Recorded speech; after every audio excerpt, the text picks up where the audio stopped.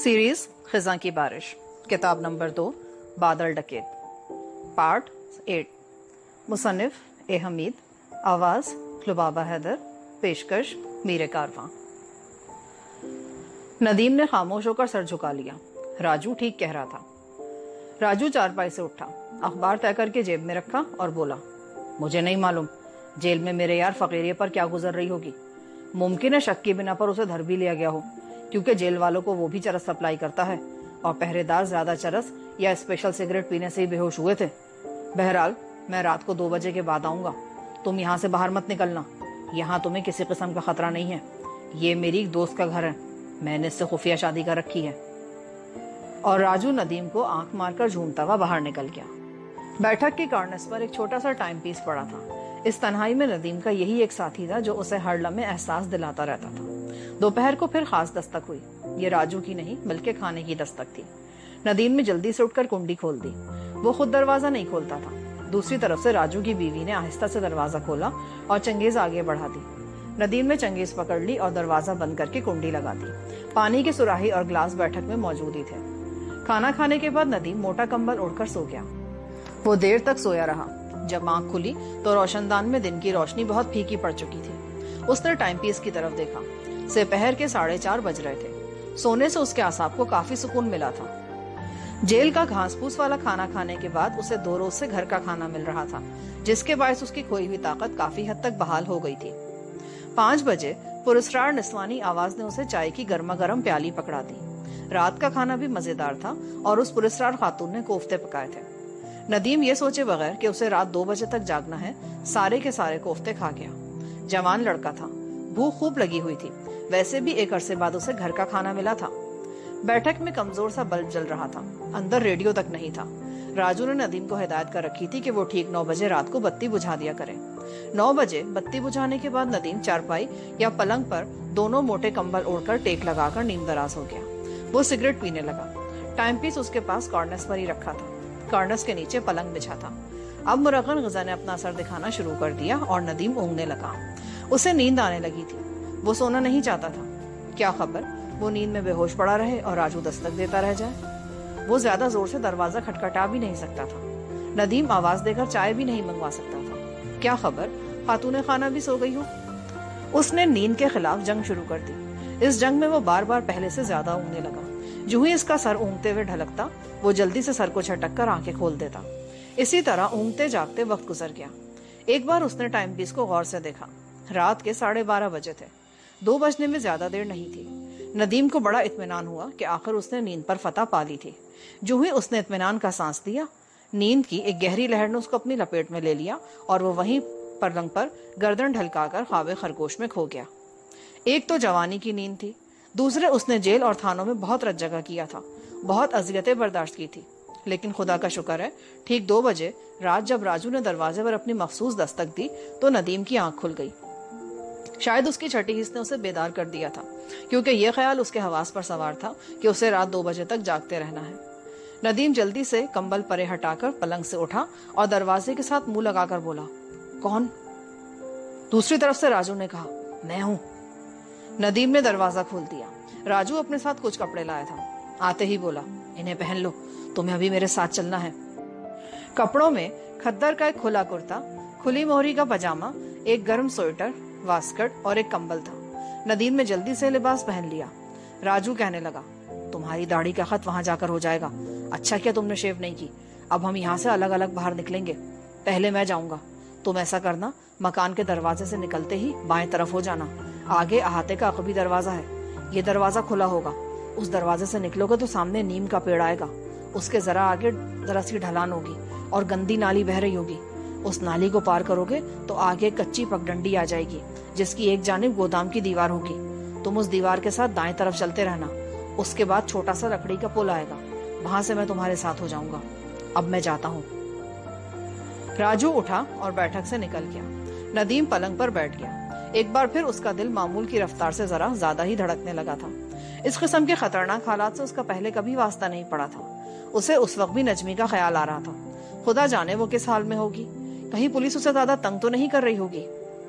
नदीम उठ खड़ा हुआ। उसके जाने का वक्त हो गया था। اس نے اپنے جسم کو کمبل میں اچھی طرح لپیٹا اور دروازہ کھول کر دبے پاؤں چلتا ڈیوڑی میں آ گیا۔ اس نے یہیں سے احتیاط شروع کر دی تھی۔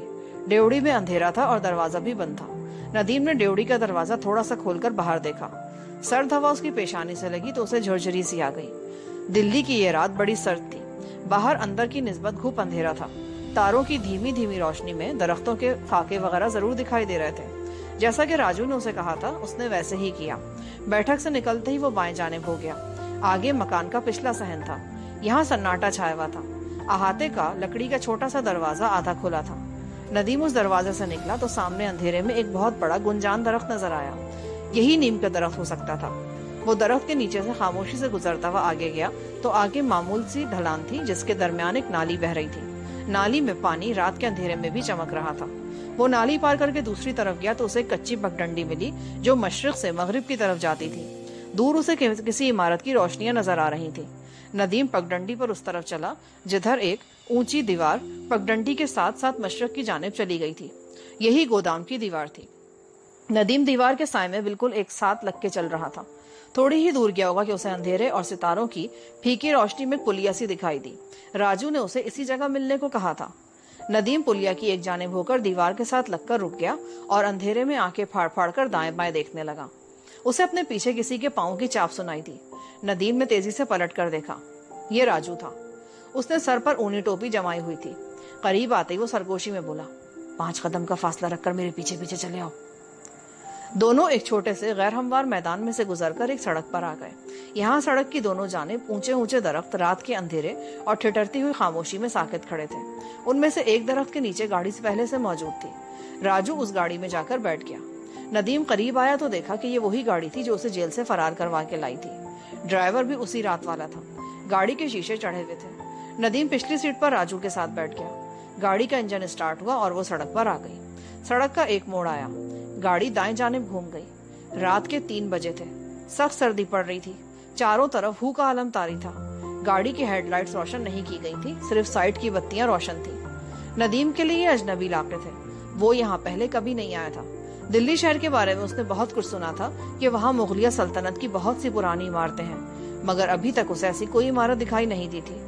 اس سڑک کے دونوں جانب بھی بڑے بڑے درخت تھے۔ سڑک دور تک خالی تھی۔ ایک جگہ گاڑی موڑ کاٹ کر ایک کچے راستے پر چل پڑی۔ وہ ایک ٹیلے کے قریب سے گزرے۔ اندھیرے میں ندیم کو اس ٹیلے کے اوپر ایک گنبد کا خاکہ سا نظر آیا۔ شاید یہ کسی پرانی عمارت کا کھنڈر تھا۔ راجو خاموش تھا۔ دونوں میں سے کسی نے کوئی بات نہیں کی تھی۔ گاڑی ٹیلے کو پیچھے چھوڑتی ہوئی ایک درخت کے نیچے آ کر رک گئی۔ راجو نے کھڑکی کا شیشہ نیچے کیا اور ندیم سے کہا، وہ سامنے تمہیں کوارٹر دیکھ رہے ہو؟ اس کے باہر کوئی روشنی نہیں ہے۔ میں پہلے وہاں جاؤں گا۔ میرے جانے کے 5 منٹ بعد تم گاڑی سے نکل کر کوارٹر کی طرف چلے آنا۔ میں تمہیں کوارٹر کے دروازے کے اندر ملوں گا۔ دروازہ کھلا ہوگا۔ راجو گاڑی کا دروازہ کھول کر نکلا اور اندھیرے میں گرم چادر کو جسم کے گرد اچھی طرح لپیٹتے ہوئے کوارٹر کی طرف روانہ ہو گیا۔ 5 منٹ تک ندیم گاڑی کے اندر ہی بیٹھا رہا۔ اگلی سیٹ پر ڈرائیور بھی خاموش بے حس و حرکت بیٹھا تھا۔ انہیں سگریٹ پینے کی سخت ممانعت تھی۔ ندیم آنکھیں کھولے اندھیرے میں کوارٹر کے ابھرے ہوئے خاکے کو دیکھ رہا تھا۔ اگلی سیٹ پر بیٹھے ہوئے آدمی نے اندھیرے میں اپنی کلائی پر جھک کر ٹائم دیکھا اور بولا، اب تم جاؤ۔ ندیم نے دروازہ کھولا اور جدھر راجو گیا تھا اندھیرے میں کمبل میں لپٹا لپٹایا وہ بھی اسی طرف چل دیا۔ کوارٹر کے قریب پہنچ کر اسے برآمدہ دکھائی دیا۔ برآمدے میں اندھیرا تھا۔ سامنے ہی دروازہ تھا۔ ندیم نے آہستہ سے اسے دبایا۔ دروازہ اندر کو کھل گیا۔ اندر بھی اندھیرا تھا۔ راجو کی آواز آئی، بائیں جانب ہٹ کر کھڑے ہو جاؤ۔ اب ندیم کو اندھیرے میں راجو کا حوالہ نظر آنے لگا۔ راجو نے آگے بڑھ کر دروازے کے اندر سے کنڈی لگا دی اور بولا، میرے ساتھ آ جاؤ۔ یہ کمرہ پرانے بیرکوں جیسا تھا۔ وہ ایک اور دروازے میں سے گزر گئے۔ دوسری طرف ایک چھوٹی سی کوٹری تھی جس میں خدا جانے کیا کیا کاٹ کباڑ بھرا ہوا تھا۔ راجو کوٹری میں آتے ہی ندیم کی طرف متوجہ ہو کر بولا، یہ جگہ کون سی ہے؟ یہاں کیا ہوتا ہے؟ اس سے تمہیں کوئی سروکار نہیں ہوگا۔ اس کوٹری کے نیچے ہمارا خفیہ تہخانہ ہے۔ اگر تم عام حالات میں ہمیں ملتے تو تمہیں اس تہخانے کے بارے میں کبھی علم نہیں ہو سکتا تھا، لیکن اب حالات دوسرے ہیں اور تم فقیریے کے دوست ہو، اور فقیرے کے لیے تو میری جان بھی حاضر ہے۔ اتنا کہہ کر راجو نے ایک جگہ سے لکڑی کے پھٹوں کو ایک طرف ہٹایا اور فرش پر بیٹھ کر ایک جگہ سے تختے کو اوپر اٹھایا۔ یہاں سے ایک زینہ نیچے تہخانے میں جاتا تھا۔ تہخانہ زیادہ کشادہ نہیں تھا۔ یہاں گھوپ اندھیرا تھا، مگر ندیم کو محسوس ہوا کہ ایک طرف سے تازہ ہوا اندر داخل ہو رہی ہے۔ راجو نے جیب سے موم بتی نکال کر جلائی۔ موم بتی کی روشنی میں ندیم نے تہخانے کا جائزہ لیا۔ وہ یہ دیکھ کر حیران سا ہوا کہ وہاں فرش پر دری بچھی تھی اور دری پر تکیے بھی پڑے تھے۔ کونے میں لکڑی کی چھوٹی سی میز رکھی تھی، ساتھ ہی اگالدان پڑا تھا۔ راجو نے موم بتی میز پر جما دی اور ندیم کے پاس دری پر ہی بیٹھ گیا۔ یہاں زیادہ سردی نہیں تھی۔ ندیم نے کمبل کندھوں سے اتار کر نیچے کر لیا۔ راجو بولا، یہ ہماری ایک خاص خفیہ جگہ ہے، یہاں ہم کیا کرتے ہیں اور کس لیے کبھی کبھی آتے ہیں یہ کبھی بھی مت پوچھنا، اور جب یہاں سے چلے جاؤ تو کسی سے بھی اس تہخانے کا ذکر مت کرنا۔ ندیم نے کہا، خان جی میں احسان فراموش نہیں ہوں کہ جو میرے ساتھ اتنا اصرار کرے میں اس کا نام پولیس کے آگے زبان پر لاؤں۔ مر جاؤں گا پر آپ لوگوں میں سے کسی کا نام نہیں لوں گا کبھی۔ راجو نے جیب سے سگریٹ کا پیکٹ نکال کر 2 سگریٹ نکال کر منہ میں دبائے، انہیں سلگایا، ایک ندیم کو دیا اور دوسرے کا خود کش لگایا اور بولا، اب بھائی میاں یہ بتاؤ تم کہاں جانا چاہتے ہو؟ اگر تم بارڈر کراس کر کے واپس پاکستان جانا چاہتے ہو تو اس کا بندوبست بھی ہو سکتا ہے، لیکن میں تمہیں ایک بار پھر یہی کہوں گا کہ کلکتے جانے کا خیال دل سے نکال دو۔ وہاں تم ضرور پکڑے جاؤ گے۔ ایک تو تمہیں بنگالی زبان نہیں آتی، دوسرے وہاں تم جس عورت کی خاطر جاؤ گے اس کی نگرانی ہو رہی ہوگی، جس کا مطلب یہ ہوگا کہ تمہارے ساتھ اس عورت کو بھی پولیس پکڑے گی اور اس پر بھی پاکستان کے لیے جاسوسی کا الزام لگا دیا جائے گا، اور یہاں یہ الزام بہت بڑا ہوتا ہے۔ کوئی بھی مسلمان جب اس الزام میں پکڑا جاتا ہے نا تو پھر اس کی لاش بھی نہیں ملتی۔ ندیم سگریٹ کے ہلکے ہلکے کش لگاتے ہوئے نجمی اور صرف نجمی کے بارے میں سوچ رہا تھا۔ اگر وہ بارڈر کراس کر کے کسی نہ کسی طرح واپس پاکستان پہنچ بھی جاتا ہے تو کیا اس کا ضمیر نجمی کو اس طرح بے کسی اور بے بسی کے عالم میں کلکتے میں چھوڑ کر آنے پر کچوکے نہیں لگائے گا؟ نجمی کے ساتھ اس نے پہلے ہی بہت زیادتیاں کی ہیں، اس کی زندگی کی تباہی کا ذمہ دار بھی وہی ہے۔ اب وہ اپنے گناہوں کا کفارہ ادا کرنا چاہتا تھا۔ وہ تو ہندوستان میں آیا ہی اس لیے تھا کہ یہاں سے نجمی کو نکال کر لے جائے گا۔ خان جی اللہ گواہ ہے، میں ہندوستان میں آیا ہی اس لیے تھا کہ اپنی محبوبہ کو کلکتے سے نکال کر پاکستان لے جاؤں گا۔ آپ کو شاید فقیریہ نے یہ نہیں بتایا کہ جس لڑکی کی خاطر میں نے اتنا بڑا خطرہ مول لے لیا ہے، اتنی اذیتیں اور تشدد برداشت کیا ہے، میں اس سے محبت کرتا ہوں اور اس کی بربادی کی ساری ذمہ داری مجھ پر عائد ہوتی ہے۔ ہم شادی کرنے کراچی گئے تھے کہ اسے بدماشوں نے اغوا کر لیا، بلکہ میرے ہی دوست نے مجھے دھوکہ دیا، اور نجمی ایک ہاتھ سے دوسرے ہاتھ میں اغوا ہوتی فروخت ہوتی یہاں پہنچ گئی۔ راجو ندیم کو بڑے غور سے دیکھ رہا تھا، کہنے لگا، تم ابھی نوجوان ہو، تمہاری محبت میں جوش ہے پر ہوش نہیں ہے۔ تم جن حالات میں گھر چکے ہو وہ کتنے سنگین ہیں اس کا تمہیں احساس نہیں ہے شاید۔ تم اپنے وطن میں نہیں ہو، تم ایک دشمن دیش میں ہو جہاں پولیس تمہارے خون کی پیاسی ہے۔ وہ خونخوار درندوں کی طرح تمہاری تلاش میں جگہ جگہ چھاپے مار رہی ہے۔ وہ تمہیں پاکستانی جاسوس سمجھتی ہے، اور اگر تم اس بار پکڑے گئے نا تو وہ تمہیں زندہ نہیں چھوڑیں گے، گولی مار دیں گے تمہیں، اور کوئی پوچھنے والا بھی نہیں ہوگا۔ میں تمہیں صرف ایک مشورہ دوں گا، تم بارڈر کراس کرنے یا کلکتہ جانے کے بجائے دلی ہی میں اپنے سفارت خانے چلے جاؤ۔ وہ تمہارے ملک کا سفارت خانہ ہے، وہ لوگ ضرور تمہاری مدد کریں گے۔ ندیم نے پہلے بھی اس نقطے پر غور کیا تھا۔ اسے ہر بار یہی محسوس ہوا کہ اگر وہ اپنے سفارت خانے جا کر پناہ لے لیتا ہے تو وہ اپنے آپ کو کبھی معاف نہیں کر سکے گا۔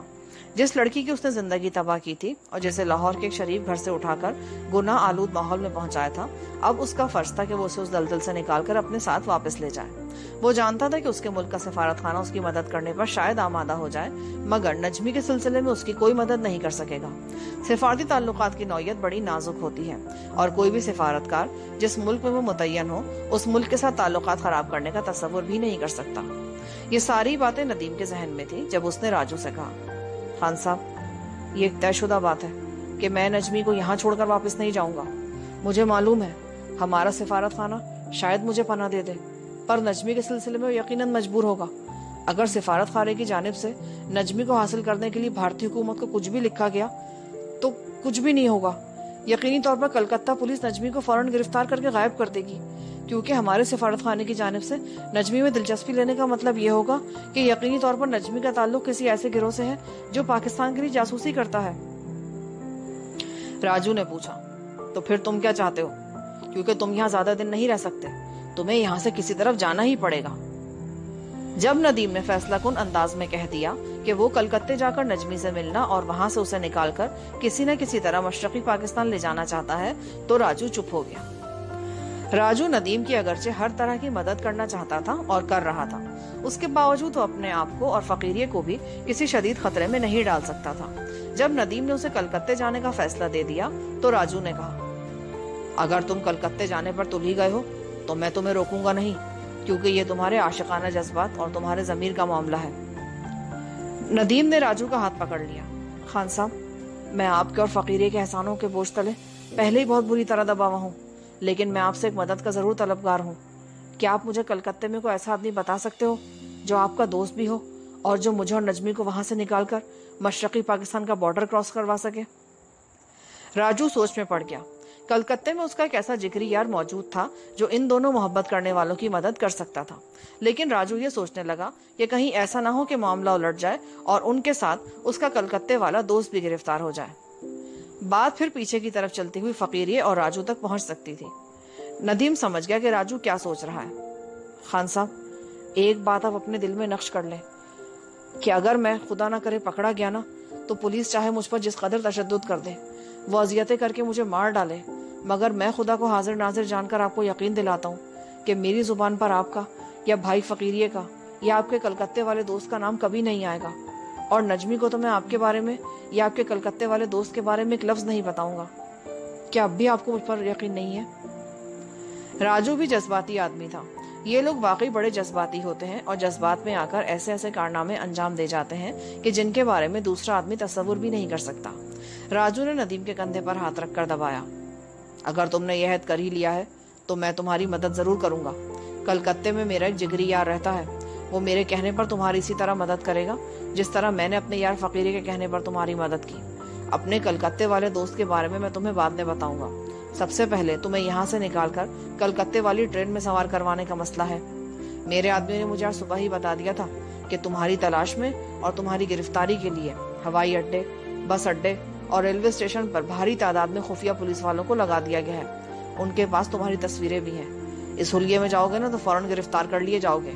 अभी तुम्हारी दाढ़ी के बाल ज्यादा नहीं बढ़े। तुमको नकली दाढ़ी मूछ लगाई गई तो वो किसी भी वक्त तुम्हारा भांडा फोड़ सकती है, इसलिए बेहतर यही है कि तुम दाढ़ी मूछ के बाल बढ़ने तक किसी जगह छुपे रहो। लेकिन उसके लिए तो काफी वक्त दरकार होगा, कम से कम 1 महीना लग जाएगा। 1 महीना तो लग ही जाएगा। क्या मैं कोई दूसरा भेस बदल कर यहाँ से नहीं निकल सकता? मगर तुम अपने चेहरे को कहाँ और कैसे छुपाओगे? तुम इतने तजुर्बे का जासूस नहीं हो कि जोगी साधु का भेस बदल कर इस भेस को निभा सको। तुम हिंदी भी नहीं जानते, और यहाँ के साधु लोग तो ऐसी हिंदी बोलते हैं कि हमारी समझ में भी नहीं आती। और फिर जोगी साधुओं के सिलसिले में खुफिया पुलिस वाले ज्यादा मशकूक होते हैं। मेरी राय तो यही है कि तुम यहाँ महीना 1.5 महीना रहकर अपनी दाढ़ी के बाल बढ़ाओ, फिर दाढ़ी का खत बनवाओ और किसी दीनदार मौलवी का हुलिया बनाकर वैसे ही लिबास में यहाँ से ट्रेन में बैठकर कलकत्ते की तरफ निकल जाओ। खान साहब, क्या ट्रेन के अलावा कोई और जरिया सफर नहीं है? उसके सवाल पर राजू कुछ सोचने लगा, फिर चंद लम्हों तक खामोश रहा और बोला, इस पर गौर किया जा सकता है। मैं हैरान हूं कि मुझे पहले इसका ख्याल क्यों नहीं आया। एक बात है, अब मुझे ख्याल आ रहा है कि दिल्ली से रात के वक्त लखनऊ के लिए सब्जियों के ट्रक रवाना होते हैं। मेरा एक यार ट्रक ड्राइवर है, वो एक अड़हती का माल लेकर हफ्ते में 2 बार दिल्ली से लखनऊ जाता है। तुम उसके साथ लखनऊ तक तो जा सकते हो, उससे आगे वो तुम्हें ऐसे ट्रक में बिठा देगा जो तुम्हें कलकत्ते ले जाएगा। वहां से माल लेकर ट्रक कलकत्ते भी जाते हैं। लेकिन एक बात तुम्हें बता देता हूँ भाई, आगे तो अपनी तुम्हें जिम्मेदारी पर सफर करना होगा। अगर पकड़े गए ना तो अपना वादा याद रखना, हमारा नाम मत लेना। नदीम ने एक बार फिर राजू को यकीन दिलाया कि हालात चाहे बद से बदतर हो जाएं, पर वो किसी का नाम नहीं लेगा और यही कहेगा कि वो अपने तौर पर किसी तरह जेल की दीवार फलांग बाहर निकला था और इतने दिन दिल्ली के कब्रिस्तानों में छुपा रहा था। राजू ने कहा, अब यहाँ की सूरत हाल तो यह है कि तुम सारा दिन इस तहखाने में छुपे रहोगे। सिर्फ रात को आकर मैं खुद तुम्हें यहाँ से निकालकर ऊपर वाले कमरे में थोड़ा सा टहलाऊंगा, क्योंकि हो सकता है तुम्हें यहाँ से निकालने में कुछ दिन लग जाए। मैं आज दिन में अपने दोस्त से मिलूंगा, उससे बात करूंगा, उसे सब कुछ समझा दूंगा। फिर वो जिस फेरे पर कहेगा मैं तुम्हें उसके साथ रवाना कर दूंगा। तुम्हारे लिए खाना भी मैं खुद लेकर आऊंगा। आज तो दिन के वक्त मैं तुम्हारे लिए खाना लेकर आऊंगा, इसके बाद हमेशा रात को लाया करूंगा। ये कोने में पानी का भरा हुआ मटका पड़ा है, ये पानी बासी नहीं है। बाथरूम ऊपर वाले कमरे में है। मैं दिन के वक्त आकर तुम्हें ऊपर ले चलूंगा। अब मैं जाता हूँ। राजू चला गया। नदीम ने जो फैसला किया था उससे उसका ज़मीर मुतमईन हो गया था। उसे ऐसा ही करना चाहिए था। वो नजमी को उसके बुरे हाल पर छोड़कर अपनी जान बचाकर वहां से नहीं भाग सकता था। उसे नजमी को साथ ले जाना था। उसे पूरी उम्मीद थी कि अगरचे हालात किसी तरह से साजगार नहीं है और मिशन बेहद मुश्किल है, लेकिन वो अल्लाह की मदद से जरूर अपने मिशन में कामयाब होगा और नजमी को दलदल के इस गड्ढे से जरूर निकाल कर ले जाएगा। وہاں سے مشرقی پاکستان کے بارڈر تک پہنچنا آسان تھا. یہاں سے وہ نجمی کو لے کر مغربی پاکستان کا بارڈر کراس نہیں کر سکتا تھا. ندیم کا جسم نیند کی لہروں پر ڈول رہا تھا. وہ کمبل اوڑھ کر وہیں دری پر تکیے پر سر رکھ کے لیٹ گیا اور بہت جلد گہری نیند کے آغوش میں چلا گیا. یہاں پر پارٹ 8 کا اختتام ہوتا ہے. آگے کہانی سننے کے لیے پارٹ 9 سماعت فرمائیں.